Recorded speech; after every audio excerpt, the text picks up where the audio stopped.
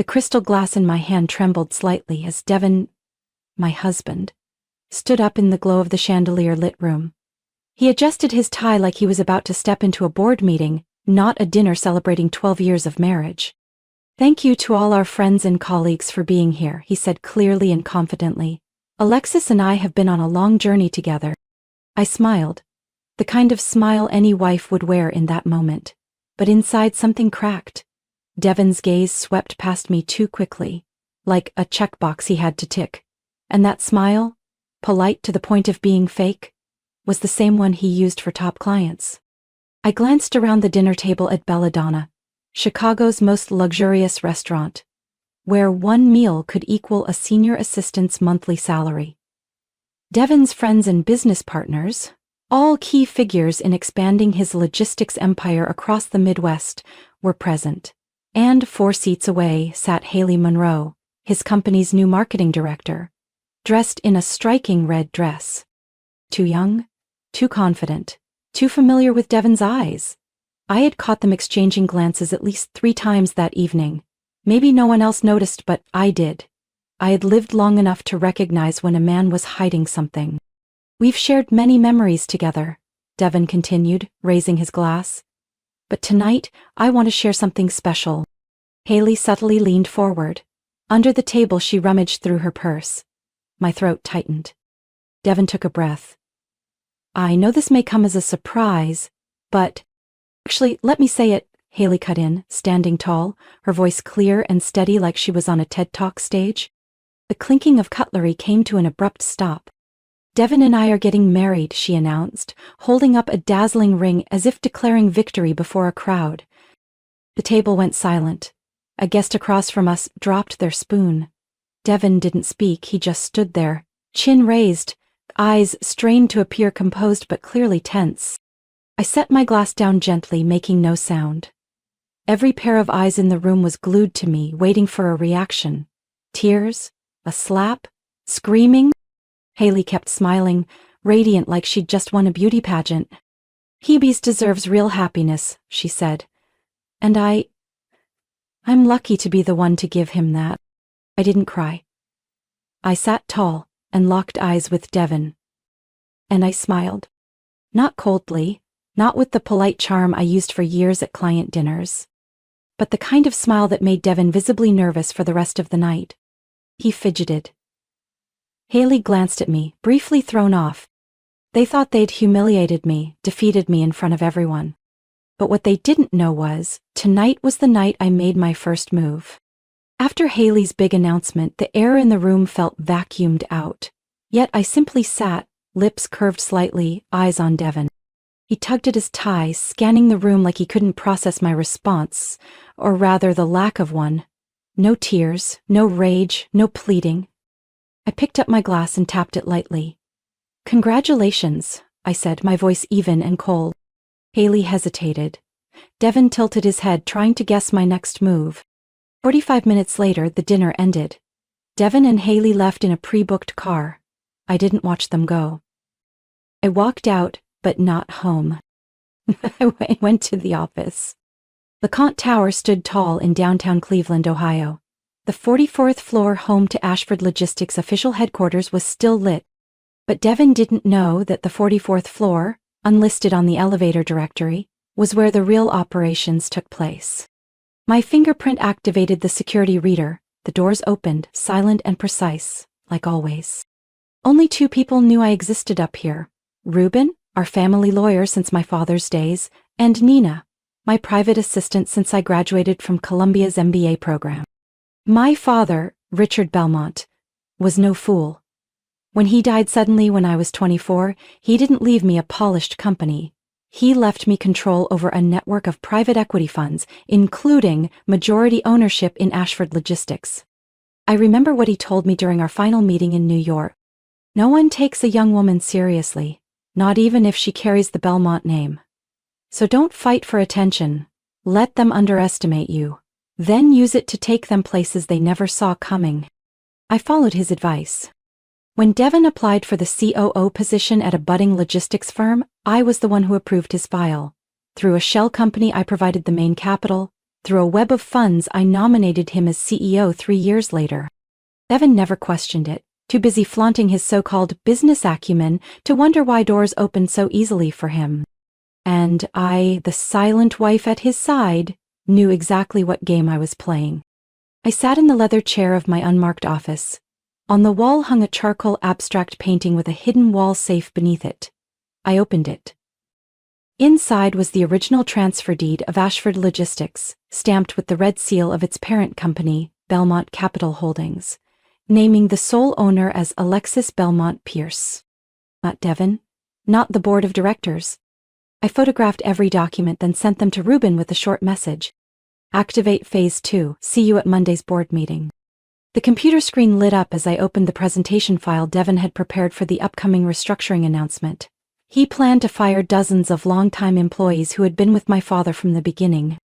I rewrote the entire thing. By tomorrow morning, the updated version would be in the hands of every shareholder, with the speaker's name changed in the first line. Interim CEO, Alexis Belmont Pierce. I closed the laptop. In the mirror across from me, I saw a different reflection. Not the silent wife standing behind a man, but the woman he never truly understood. Tonight, Devin thought he had humiliated me in front of the entire city. But he didn't know. I was never behind him. I chose to remain in the shadows. Until the light belonged to me. The next morning, at exactly 7:30, I stepped into the office on the 44th floor with a feeling that wasn't fear, but absolute focus. Protocol Artemis had always been theoretical. A contingency plan created 12 years ago during long nights with my father, as he said. If you truly hold the reins, you must be prepared for the day someone closest to you betrays you. I never thought that person would be Devin, but that's exactly why the plan had always been ready. The system lockdown required 3 levels of authentication: fingerprint, facial recognition, and a one-time passcode stored offline on a USB one I had worn around my neck for years. After the final scan, I typed 3 lines of code. A message popped up on the screen. Access to all administrative dashboards under CEO authority only. At that moment, Nina walked in, holding a tablet showing real-time updates. Devin just tried logging in from a device at the Westlake office. Access denied. I gave a slight nod. No words needed. Phase 1 was complete. Phase 2, bringing evidence into the light. Since last year, I had suspected financial irregularities in 2 federal transport projects managed by Haley. I warned Devin, but he brushed it off. Now I understood. It wasn't negligence, he was in on it. I opened the dossier Nina had compiled over the past 3 months. More than 90 emails detailing money laundering through fake contracts. 6 audio recordings of Haley negotiating kickbacks. And most critically, 3 digital documents bearing Devin's signature. I printed the hard copies, sealed them in a red confidential folder, and called Ruben. You'll deliver this to every board member within 2 hours, in person, no email. Understood, he replied, asking no questions. By 10 a.m., Devin had called 8 times. I answered none. He left a voicemail. Alexis, last night was a misunderstanding. You're blowing this up. Stop before it goes too far. Then a message from Haley followed. You think you're winning, but I'm not the kind of woman you can just push aside. Don't forget, you were just the wife. I'm the future. I didn't respond. I forwarded both messages to Ruben, adding, file these as supporting material, may be useful if they file a complaint. That afternoon, I walked into the emergency board meeting, where Devin believed he'd be unveiling his plan to expand into the Asian market. He entered the boardroom with his usual confidence but froze when he saw me at the head of the table, red folders already laid out in front of every chair. Alexis? Devin frowned. What are you doing here? The CFO turned to him, tone flat. Mrs. Pierce called this meeting. As per primary executive ownership terms, she has the right. Devin stammered, then looked at me with a forced smile. What is this? You planning a coup? I didn't answer. I opened my folder and slid it toward Mr. Scott, the chairman. Please turn to page 13. You'll find full audio, documentation, and financial breakdowns. No one spoke for 5 minutes, just the sound of flipping pages and growing tension. Haley wasn't present, but her name appeared in every document. Finally, Mr. Scott cleared his throat and looked at Devon. "Mr. Marcus, we'll need a formal written explanation within 24 hours. Devon stood, face pale. He looked at me but didn't dare say my name. I rose and gathered my files. "This meeting is adjourned. I have a full schedule next week. As acting CEO of Ashford Logistics, I recommend we begin a full audit of all contracts from the past 6 months." I walked out, hearing the murmurs behind me. What just happened? Who is she really? And this was only the beginning. 3 weeks after I activated Protocol Artemis, the annual shareholder meeting of Ashford Logistics took place at the Langston Grand Hotel, 37th floor. The same venue where Devon's portrait once hung, labeled founder and acclaimed young CEO. Today, that portrait was gone. I arrived 15 minutes before the opening, a simple gray suit, low ponytail, no heavy makeup. But my gaze had changed. No longer the wife behind a betrayer. Now, the woman reclaiming what had always been hers. The main hall glowed under chandeliers and internal broadcast cameras. Over 80 shareholders filled the rows. Most of them people who never knew who I was, or once assumed I was just the wife. At exactly 9 a.m., Devon stepped up to the podium. Tie crooked, eyes sunken, but still trying to steady his voice. "Good morning, everyone. Thank you for being here today. I know there have been misunderstandings and internal disruptions recently, but I'm here to reaffirm my leadership and the future direction of Ashford." A few polite claps echoed, mostly from smaller shareholders who hadn't yet caught up with the news. I didn't stand immediately. I waited for Devon to finish presenting his doctored financial report, full of colorful graphs hiding a $3.8 million loss from the Midwest Regional Project. Just as he was about to move on to restructuring strategies, I stepped onto the stage, calm, without any need for introduction. "If I may interrupt." Devon froze. "Alexis? This isn't the time." "I'm Alexis Belmont Pierce," I said clearly into the microphone. "Legal owner of 64.3% of Ashford Logistics." Silence fell across the room. Devon stammered. What are you talking about?" I nodded to the technician by the projector. The massive LED screen lit up, displaying the company's legal structure chart. Ownership level, Belmont Estate Holdings. Chair, Alexis Belmont Pierce. Executive level, Devon Pierce. Interim CEO, previously suspended. A wave of murmurs rippled through the room. I continued. Devon Pierce was appointed CEO 14 years ago under a family asset management agreement, with powers strictly limited by legacy protection clauses. He was never authorized to transfer shares, approve projects over $500,000, or appoint senior staff without my written consent. I turned to the board. I have sufficient evidence proving these clauses have been repeatedly violated over the past 3 years. An older board member spoke up. "We were never informed that you were behind the entire structure." "I never needed a title," I replied. "I needed safety, until safety no longer existed." I clicked the next slide. The screen shifted to a series of emails, coded exchanges between Devon and Victoria Hale. Victoria wasn't in the room, but her image was crystal clear, wearing a deep red dress, attending a party in Miami, holding a champagne glass and smiling as she dangled a USB drive containing internal project files. I paused to let the audience absorb the image, then spoke. She was a mid-level project assistant, no clearance for classified documents, and yet she obtained full data on the north-south logistics route, stole client information and leaked it to our competitor's Southern Cross Shipping, where she now serves as the newly appointed CCO. Devon's face went pale. Some shareholders stood up. One of them said aloud, "You call this a restructuring, Devon?" I concluded, as the legal owner and board-authorized acting executive, I hereby request the immediate suspension of all executive powers held by Devon Pierce, and launch an independent legal investigation with the support of Thompson and Lee law offices. I looked directly into the internal broadcast camera. And if Victoria Hale is watching this session, I only have one thing to say. Reputation can be painted over, but the truth will show. Applause erupted, not out of celebration but shock. Devon lowered his head, fists clenched. He had nothing left to say. I stepped off the stage. No need to look back. Within 24 hours of the shareholder meeting, an internal statement was released by the board. Devin Pierce was suspended as CEO. Victoria Hale was under investigation for ethical misconduct and corporate data breaches. It all happened swiftly, almost ruthlessly, but no one could claim it was unjust. Devin was ordered to vacate the premises within 4 hours. He exited Ashford Logistics headquarters under the indifferent stares of the very employees who used to flatter him. His access badge was deactivated. Every internal system account, from email to approval portals, had been locked out by Protocol Artemis. I still remember the image of Devin in the lobby, furiously calling, only to get no answer. No assistant, no lawyer, no Victoria by his side.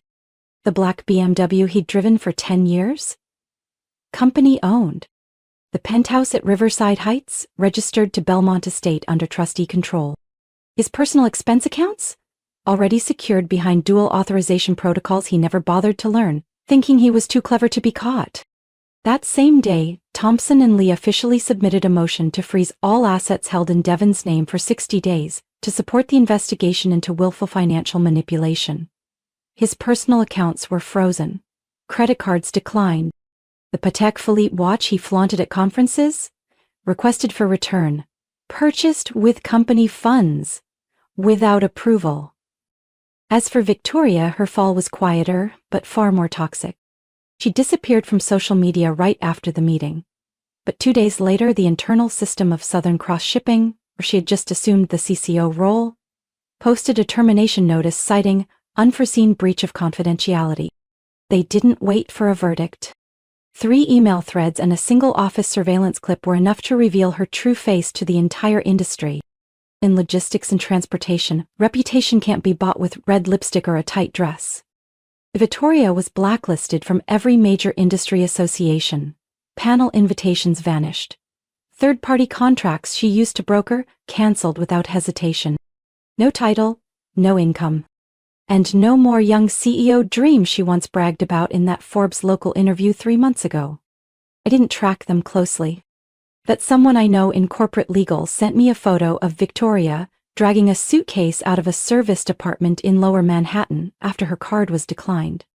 They used to think they held all the power, that I would stay silent forever, that a woman behind the curtain would never have the courage to step forward. Devin tried to contact me twice, once by email, once by letter. Both were returned. He even tried calling my mother, but she only replied with one sentence. She owes you nothing, and there's nothing left to say. I didn't celebrate their downfall, but I didn't pity them either. What Devin and Victoria traded away for a few flashy years was their dignity and trust. Once you lose those, everything else is just smoke. On Monday morning at 8:30 a.m. I walked into Ashford Logistics headquarters for the first time as what I had never publicly claimed to be, CEO and legal owner of Ashford Holdings. No longer Devin's shadow. No longer the soft-spoken wife at dinner tables quietly swallowing insults. I stepped into the lobby in an ivory suit, hair pinned back, my expression so composed it made even those who knew the truth hesitate. The head of communications, the one who once leaked internal files to Victoria, lowered his head the moment he saw me. The accounting manager, who had allowed Devin to use company funds for personal expenses, fumbled to greet me like he was facing an auditor. I didn't smile. I didn't nod. I just walked straight ahead. 30 minutes later, in the 15th floor conference room, the official announcement was broadcast live to every branch nationwide. I stood at the podium and looked straight into the camera. Good morning, I'm Alexis Pierce, and this might be the first time you hear my name as a leader, but the truth is I've been running Ashford Holdings for 14 years, under the internal name Artemis Trust. No applause, no one dared speak, but out of the 15 people in the room, not one looked away. I continued, my voice steady. I stayed silent to protect stability, but what just happened proves that silence only empowers the wrong people. Starting today, Ashford enters a new era. I pressed the remote control. The screen behind me lit up with a new logo, a fusion of the Artemis Trust symbol and Winston Global. I officially announce Ashford Holdings is merging with Winston Global, once the fiercest rival of Devin Pierce. A wave of murmurs spread across the rows. I knew why. Devin had blocked every past attempt at collaboration with Winston Global. But that was history. Back then, Devin still had a title. Now, He didn't even have clearance to enter the building. I looked up. This merger isn't just about finance, it's about leadership philosophy. We choose transparency, we choose efficiency over favoritism, and we choose talent over connections. That last line silenced a few faces below. They knew exactly what that meant. 2 hours later, I signed 3 senior-level personnel orders. 2 employees were suspended pending investigation for dishonesty. 1 was terminated for manipulating financial reports to curry favor with Devon. No early notice, no HR meetings. No thank you for your service script. I sent a single message across the entire system. The Devon and Victoria era is over. That same afternoon, I held a closed-door meeting with the Winston Global team at the Hilton, joined by our financial partner flying in from London. The purpose? Finalize a $200 million investment to restructure our sustainable supply chain for the coming year. The irony? This was the exact proposal I had submitted to Devon 2 years ago, the one he tossed in the trash with the comment, "Women don't understand logistics." Today, I signed that deal. In my own name. Me, the woman once dismissed as decor beside the CEO, was now the highest-ranking executive of one of the largest logistics firms on the Eastern Seaboard. As I left the meeting room, a young female employee from Winston approached me, hesitantly. "Alexis, I read your file. I just want to say thank you for no longer staying silent." I gave her a small nod, and this time, I smiled, not out of victory, but because I knew I wasn't just standing up for myself. I had opened the door for many others who were once dismissed, who were once called the support. And I wasn't stopping here. A month after the merger announcement, I returned to the old building on Fairmont Street, once my father George Pierce's private office. The third-floor room still kept its classic architecture: wood-paneled ceilings, black-framed glass windows, and leather-bound bookshelves straight out of 1960s America. Everything inside remained untouched, as if no one had dared disturb it for 15 years. No tech screens, no smartboards. But there was one thing I remembered clearly: the left drawer of his desk. I pulled it open, and there it was. The old wooden box wrapped in velvet blue, lying still, as if it had been waiting. I took out the silver signet ring engraved with the original Asher crest, a keepsake passed down from my grandfather. Beneath it lay a steel Rolex, not extravagantly priced, but the last gift my father gave me before he died, in an accident I still believe wasn't entirely coincidental. I slipped the ring onto my right hand, watching the light catch the dulled stone. A flood of old memories rushed back. Days when I sat on my father's lap, as he explained how a single contract could shape the destiny of an entire company. That afternoon, I held a private press briefing in that very room. No flashy logos, no elaborate decor. Just me, standing in front of the camera. I once hid my true identity to protect the legacy my father left behind, but from today on I no longer have to hide.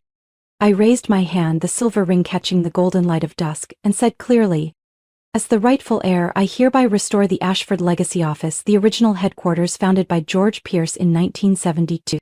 Industry veterans, once rivals, bowed in recognition. Global financial media began calling me the silent daughter who reclaimed a dynasty. But I knew reclaiming a legacy wasn't enough. I couldn't repeat the past. I had to build something for the future." A few weeks later, I restructured the Ashford Foundation, which had merely been a scholarship fund under Devon, into a powerful platform focused on developing and supporting young women in business leadership and finance. The first initiative was called the Athena Program, a leadership training series designed specifically for girls from minority communities across the Midwest.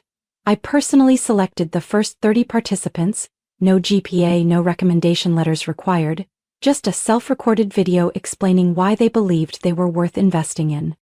One clip stopped me cold. A young brown-skinned girl, voice trembling, stood in a worn-out garage in Ohio and said, "I just want one chance to prove that women weren't born to be background characters." I called her that same night. At the program's launch, I invited her to speak beside me, a message to an industry still riddled with bias. Women don't wait to be chosen, they build the road so others don't have to wait. In the press, I became the new model, a CEO who rebuilt a legacy and forged a future with quiet strength. People asked if I planned to remarry. I just smiled and said, I've just married myself again, and that relationship deserves priority. Soon after, I was invited to be the keynote speaker at the Women in Capital Leadership Conference in New York. Just before I stepped onto the stage, an organizer asked how I'd like to be introduced. I paused for a few seconds, then answered softly, "Call me Alexis Pierce, the girl once erased from the canvas, now the one holding the brush, to paint the entire scene anew." Alexis Pierce's journey is a powerful reminder that silence does not equal weakness. Betrayed, dismissed, and pushed out of the empire bearing her own family's name, she didn't seek noisy revenge. Instead, she quietly gathered the truth and prepared each step to reclaim her rightful place. In real life, those underestimated are often the ones holding the key to real change. And when they rise, they don't just demand justice, they redefine what power and resilience truly mean. What are your thoughts on Alexis's journey and the fate of those who betrayed her? Share your perspective below. And don't forget to follow the channel for more powerful, emotional family stories ahead.